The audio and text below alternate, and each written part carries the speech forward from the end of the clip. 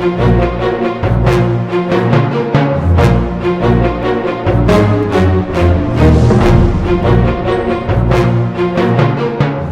up, it's your boy Roy Jones Jr. Right now you're checking out Lineal Boxing TV with Bertie. Don't miss it, the man is fantastic. Getting a little bit closer, put your arm around him. So this is Sam. That's nice and comfy, isn't it? This is three. Steve Bird, Lineal Boxing TV. Here with Matt Gorton, Sam Horsfall. Matt, in your own words, how did you feel about Sam's performance, Ultimate Fighter, put it right on the line?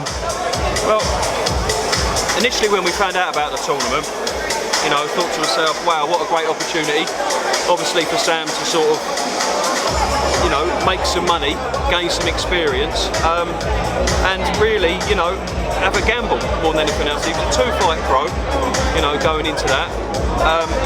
Out of all the draw, it's the one draw. When we got drawn, we thought, here we go. But in tournaments, you've got to get rid of them. You know, if you're going to go to the final, you've got to beat them sooner or later. I thought the first round he boxed okay. You know, the fella came out stronger, came out quicker. It was a smaller ring, you know, which suited his style of boxing. And as we all saw from the second round, he showed huge powers of recovery. You know, he showed his various different punch variations through the fight. And to be honest with you, he showed a massive heart. So, all right, he lost the fight, yeah, but he gained more experience from that fight than he would have fighted 10 sort of, you know, lower opponents. So, look, it's a positive in my eyes. We went in there, the whole team went in there with an attitude that, you know, anything's a bonus, and we're going in there for the experience, and he got the experience, you know, and I've seen him since he's come out of that. He seems, you know, more mature from that performance, you know, and there's various different things he's definitely picked up off his opponent. Sam, what can you add to that then? Yeah, I'd agree with Matty. I've learned loads from that, more than I would of any other fight. So the experience and just everything at the venue, the opponent, you know, everything all in one was just a great experience for me. And I loved every minute of it. I would do it again. If I'd offered tomorrow, I'd do it again. It was amazing. So, you know, that's what you venture for. You want these big fights or these bigger names. So, and fighting someone as they class them 50-50, you can get stuck in more and you can learn, but you can get so much more out of it. So we knew there was a slight gamble to the tournament and stuff, but what's the point of waiting for so long when, you know, the opportunity's there? Let's take it, let's go for it. So. You said that right from the start, didn't you? Both of you said that that's what you're in this game for. Yeah, so. I mean, leading up to that fight, this sort of 12 weeks, 8 weeks before that fight, we probably had everything was perfect. We had great sparring partners in the gym. You had explosive boxers, you know, traditional sort of amateur boxing styles to work with. The conditioning was perfect. Sammy had 2-3 weeks off work leading up to it. His timing was great. His stamina was great. All his strength and conditioning was there. I mean, it was a perfect platform. Even the warm up on the day, his mind, everything was happy going into it. So, you know, it's a learning curve. You know, fair play to the guy. But I mean, I know Sam caused some damage to him as he went on through the tournament. I think his nose went and what have you. So that's a sort of sign of what a hardly fought fight it was. You know, and it's a good opponent, the other lad, a decent lad like they all are. You know, good luck to him as far as he got in the tournament. But it's a true sign of how far he will go. And you know, how many times you see trainers, managers, my boy's going to do this, my boy's going to do that. Look, the geezer had fought for an eliminator for the British title. You know, and Sam's in there mixing it up with him. It's a sign of really how far he can go in this game. Say you didn't fight in the Ultimate Fighter, where would you have fought that kind of fella in his career? What would you have, like, would you have been happy to just put him in there with him as well anyway, even if it wasn't the Ultimate Fighter? No. It's a great question that, Steve, because you always want the best route and the best path for your boxer. I can't say that, I don't know. Obviously a 50-50 fight, you know, that guy's at a level where he's pushing for belts, you know. That's right. I mean, he's probably, if you look at it at time, he probably had 2-3 years on Sam, mate. I don't know, 2, maybe 3-4 years within the professional game. before Sam would have fought that opponent. So again, it just goes to show the sort of minerals and the strength of character he had to take that on straight away. And that kind of environment, Sam, we were saying before, it's a dice throw, isn't it? You're both going in there winging. You're taking risks where you'd never take in a normal fight. Yeah. It's like rolling the dice, you know. And he was a very strong opponent. We knew that when we drew him. You know, I said to him before, to the guys beforehand, you know, his style of boxing in a smaller ring is going to cause people problems, and it did until he went on to the final. You know, and fair play to him, but you never know. Never know. Sam might face him later on further in his career. You never know what will happen on the next show. How impressed are you with Sam as well, like powers of recovery? Because that's the one thing he's proved you can't prove in a gym, can you? How can you test that in a gym environment? Exactly. You know, over the last couple of years, he's sparred some cracking lads. I'm not going to drop names and all the rest of it, but he's fought lads that are really sort of moving in on domestically in their career and internationally in their career.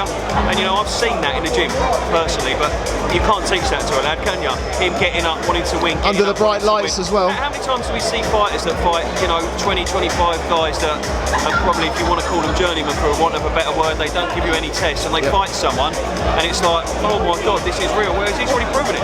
I mean, in theory, on his third fight in a tournament environment, he's had the powers of recovery to get up twice and carry on. It's there, isn't it? Yeah. How good was that for you, Sam, as well, knowing you passed that acid test as well? It's something you can't really, like you said, prepare. Could we have the paramedics on the side, please, wherever you are? You kind of just do it out of natural instinct, I suppose. So for me, it was a great feeling to do that. You always think if, but, and what if this happened, but it's boxing. People forget. It's, you know, especially at this weight, anything from there above, you know, there's always a risk factor, but we're more than happy to get stuck in, and we want the bigger names as well. So we want to build a career, but sometimes you just have to go for it. So he's ranked, I think, 16th in Britain. So for me, that in itself is an achievement to fight someone who's ranked 16th in Britain. So if I can continue doing that, and I'm only going to get better and stronger from learning the experiences and stuff. So yeah, I was happy with it. Just quickly as well, what are you going to do with next year? Sam, what are you going to do? What are your plans? He's obviously sort of up to his third fight. It's just a case of getting back on the ladder really and do what we were doing before. Get him some decent experience, carry on with his sparring, always trying to improve him in the gym. And then, you know, obviously do 4-round fights, maybe 2-3 more of them, and then maybe try and progress to 6 rounds and, you know, just carry on where we were. There's no stress, do you know what I mean? He fought in a tournament, rolled the old dice, it didn't come off, so what? We just carry on the ladder and step him up to where he was going to be before we went in the tournament. You know?